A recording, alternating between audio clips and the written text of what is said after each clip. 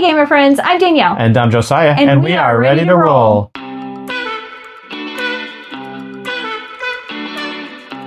We've made it. This is the end. The end of our series. This is the top 50 great games for us ranked on BGG. Yeah, they're 1 to 50, and we've pulled out 10 games with 2 honorable mentions. Yes. We pulled out 10 games. How do you, it's just, there's too many. Too many good ones, yes. But we also had to agree. We kind of had to figure out which ones we would put like on our combined list. So this is our combined top 10. And just so you know, she talked me down to 10. I did. So you can thank her if you like shorter videos. That's true. Well, do you want to talk about the honorable mentions, or?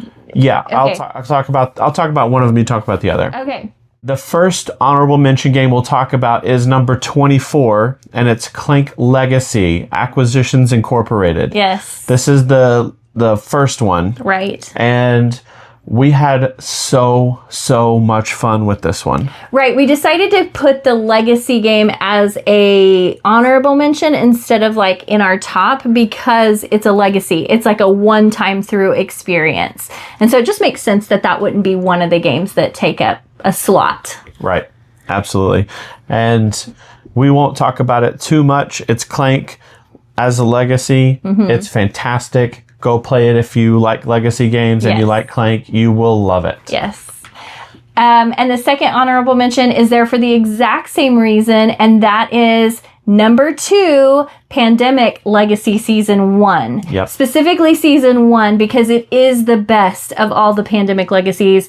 It kind of was the forerunner of like this maybe... I don't know, these legacy games. I think maybe Risk Legacy came out first, but this one was really, really done well. Yeah. And got a lot of attention. And there's a good reason for that. It was really good. It's so good. Yeah. We've actually played through it twice. We've done 2 different Legacy Season 1 campaigns. Yeah. It was so good. Yeah. We couldn't just do the ones. Yeah, because we played it, and then we were like, we really need to play this with our girls. And so then we ended up buying another one and playing through it again. Yeah. So it was really fun. It is. At number 46 is Marvel Champions. I love Marvel Champions. It's so good. It is a deck construction game that is cooperative and where you're battling a foe, and it's in the Marvel universe. And so you pick a hero, you build their deck, and you fight together. And there's so much content, so much content out there for this game, and it's so good. Yeah, I really love that. I've said this before on another video, but I would be perfectly happy if we bought one of those small like campaign modes or whatever. I don't know what they call them, but they're little expansions that you can go through like a 5 scenario campaign. Yeah. And play that once a year would be just ideal for me because I'd be like, we are concentrating, we're beating all of these enemies, and then I put it away for the year. Right. But it is such a good game. I love it. Yeah. It's also, there are scenarios and situations where it's not like uber challenging, but for the most part, it's fairly challenging. Yes, that's good. Solid. I think they did a good job of trying to balance it out. There's a couple of heroes and a couple of villains. That's right. That throw that a little bit out of balance, but for the most part, it's pretty balanced, and I think agree. that's really cool. I would say like a character like Hulk was really disappointing. Yeah, I was very sad that he wasn't just better. Yeah. But most of the characters are very good. They've made the cards line up really well with their abilities and things. The adaptation from the MCU to the cards is really good. Yeah. They did a great job. Yep. All right. Coming in at number 42 is Viticulture. Viticulture was new to us this year. Such a good game. This was in our We're Late to the Party series. And man, I love this game now. So good. Yeah, and we really need the expansion. I know we have to get it. We haven't bought the Tuscany expansion yet, but it is definitely on our list. Yeah. But man, it's so good. I love the worker placement. In fact, we've only played this still at 2-player. Right. And I really want to play this at more players because it opens up another worker placement spot Right. where you can actually get resources in that extra worker placement spot. And I really think that would change the game a lot. So this one might be one that's even better with more players. Right. But still fantastic at 2. Oh, yeah. Love it. Would play it anytime. So good. Absolutely. Yeah, it's a great game. At number 40 is The Crew Mission Deep Sea. And this is one that we have. This game has one of our top gaming experiences of all time. That's right. We played it with 4.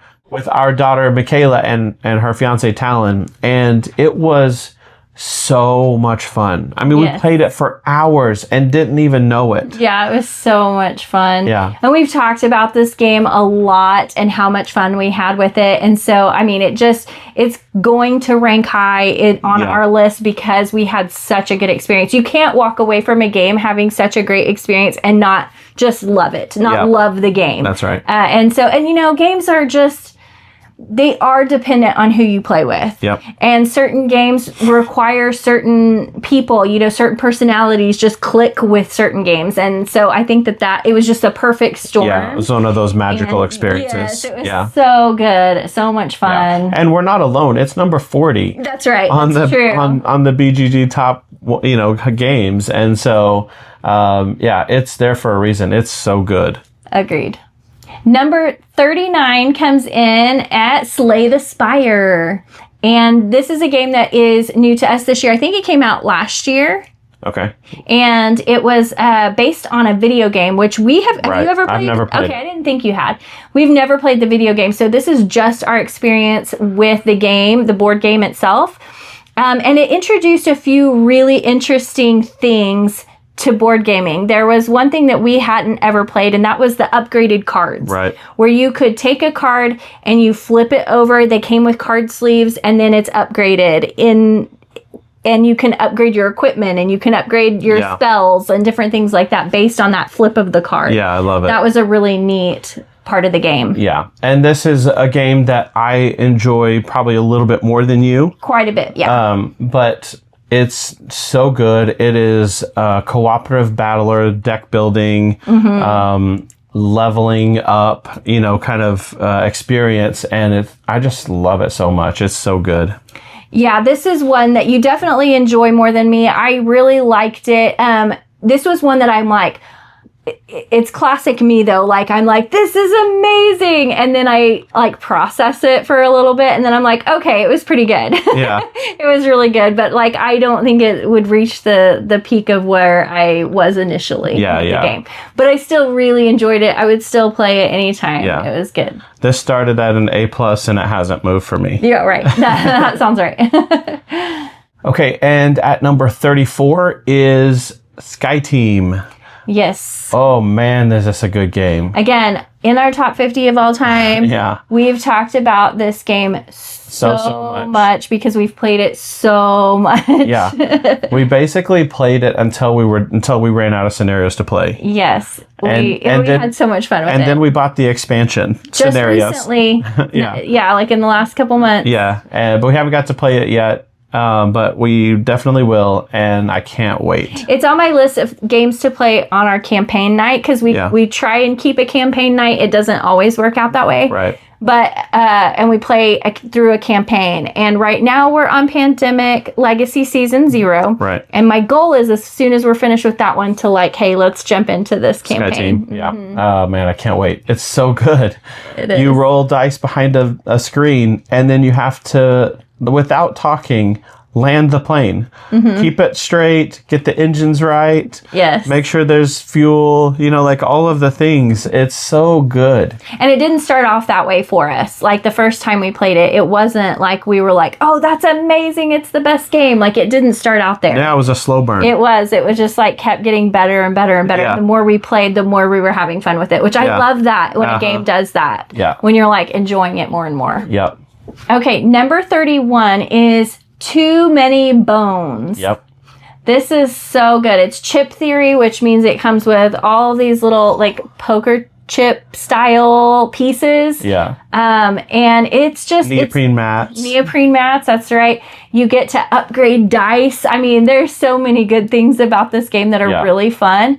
I will say this game is hard. It's really hard. It's really hard to do really well, because that's actually one of the things I would say takes away from this game is like once you really feel like, oh, I'm upgrading my character and we're right there, we're doing so awesome, that's like the end of the game. Either we lose, right, or we beat the game, but more often than not we lose. Yeah. And so I'm like, I just started getting my character built up, and but it's so good. Yeah, I do also wish that it was more of a campaign style game instead of a session game, so that you could keep upgrades on your character. Yeah, and keep progressing in that. But it is a really good game, and as you guys know, our watchers know, I am a sucker for production value. Yes, you are. And when you throw in heavy poker chips and really good dice and neoprene mats, like, you had me at hello. Yes.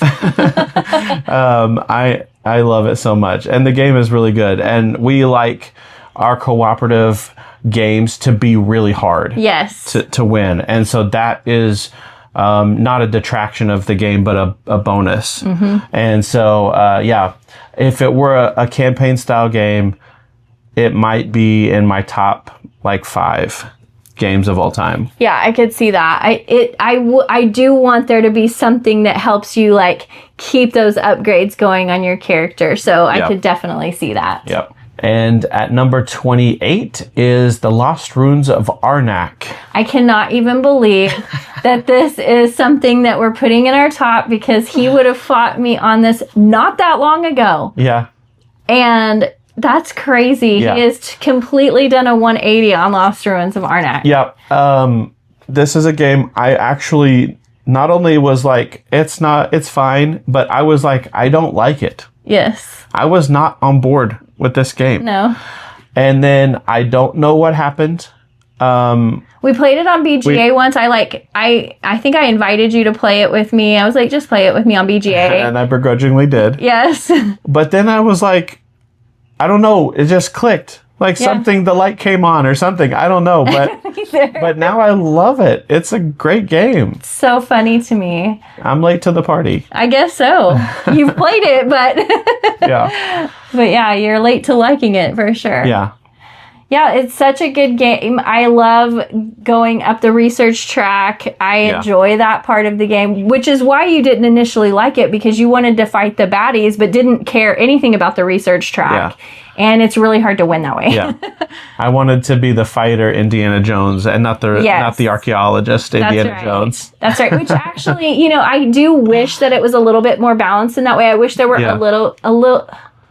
I wish there were more ways to win the game, because maybe some of you have won the game in other ways, but I have never been able to even come close unless I'm focused on that research track. Yeah. And so maybe with the expansions, because we have an expansion, but it's just with the cooperative campaign style expansion, which does make it really good. Yeah. But I'm wondering if some of the other expansions add a little bit more heftiness to the fighting or whatever. I don't know. So that'd be interesting. It would be. Yeah. I'm willing now. Yeah. I don't know. I don't know that the expansions are on BGA. We haven't looked. We should look at that and see if they're there and see if we can see what they're like to play it on BGA first. Yeah. I do like that BGA manages your resources and all of that. It's kind of nice to take the management out of it. Really helpful, for sure. All right, number 16 is the Castles of Burgundy. And this one is on our list because I chose it. Now, not that you didn't like the game. Yeah, I like it. But it's just, this one is on here because I love it. Yeah. I have played a lot of Castles of Burgundy. This is one where you have 2 dice and they determine kind of what you can do on your turn. They're your actions. And there's ways to kind of mitigate your dice roll a little bit. But man, it's so, so good. I'm not very good strategically in this game. I have found out. I'm not very good at it. Yeah. But I am constantly trying to get better and figure out this game and how to score better. And I just love it. I love all the tiles. They can do all kinds of different things. And some give you points right away, and some you're collecting certain things. And this gives you points if you have this on your board and things like that. And I love that. I have only played this game online. We've never played it in person. And so I don't know if it would make it much harder or much easier, because most games I think are easier in person, but with the tiles all being different, I don't know if that's something that I would be like, oh, what does that do again? What does that do again? You know, that kind of thing. I don't know if there'd be a bigger learning curve to it. Yeah, maybe. But I love it. Yeah, this is a game that I would say I like, but I don't love. And I don't know, it just, when I look at the game, it just looks...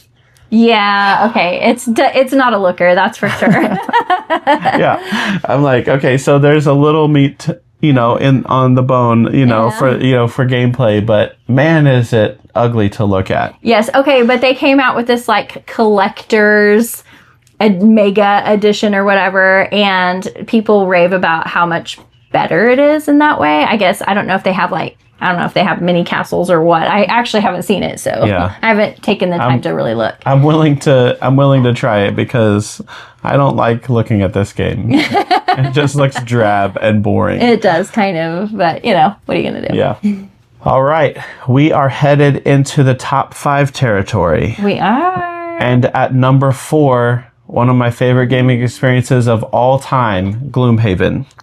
Yes. This technically is a legacy, right? Yeah, because you destroy things. Yeah, it is. It's kind of a gray area because you can replay it. Can you? Yeah, I think you could. I think you can. It's a game where you are building a character out.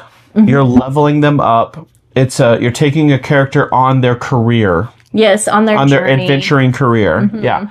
And you get to add cards to your deck and rearrange them. Has a really cool, unique action system where you take 2 cards. You can either take the top of the one and the bottom of the other, or vice versa, but not 2 tops, not 2 bottoms. Right. And I thought that was really interesting, really cool.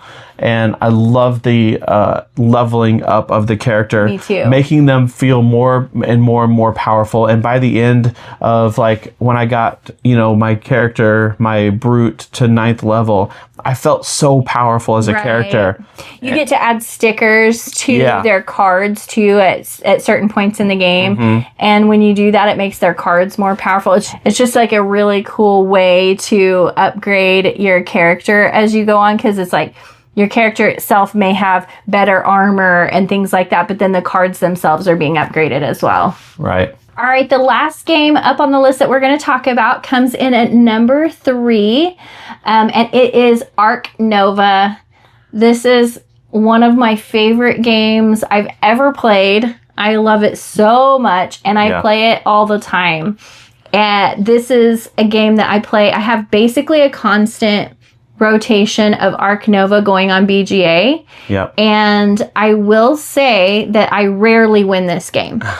Even when you and I play it, like it's just the 2 of us, I still rarely win this game, but I still absolutely love it. It's one of those games that I don't care that I don't win. I just really like it. Yeah. So if you look at like my ELO score on BGA, which is, if you're not familiar with it, it's kind of like how many times you've won, you earn more points on that game. And if you lose points. Yes. And so it is never very high. I couldn't even qualify for a tournament. So you wouldn't know that I've played it so many times, but I really have. I'm just not very good. Yeah. This is one that we kind of have a running game in our group with Isaac, my nephew. Yeah, pretty regularly. Yeah, we kind of have almost a regular game of Ark Nova going a lot of times, and he almost always wins. He does. He's really good at it. And so, but yeah, it's such a good game, so fun. And just being able to build out your zoo is amazing. And like you said, it's almost one of those games where it's like you don't even care. What the points are. Obviously, I'm trying to win. I'm trying to score points and stuff. But like if I don't win, it's not one of those games that I'm upset about. Losing. Yeah, I'm kind of busy doing my own thing, and I know some people really hate that because there's not a ton of player interaction. But I'm so involved in what I'm doing. Like, I don't care if you win or not because I'm doing what I want to do with my zoo. Yeah. It's a great game. I love it so, so much. So that's it. That's it. We finished the whole series. Games that we've pulled out from BGG that we absolutely love. These are not all of the games that we've ever played or anything like that. These are just games that we just absolutely love and wanted to talk about. Absolutely. So we hope you enjoyed it. If you did, please like and subscribe. And tell us down below which games in the top 50 were your favorites. And if there are some that we didn't mention and you like, tell us about it. We definitely want to hear about it. Thanks for watching. We'll see you next time. Bye.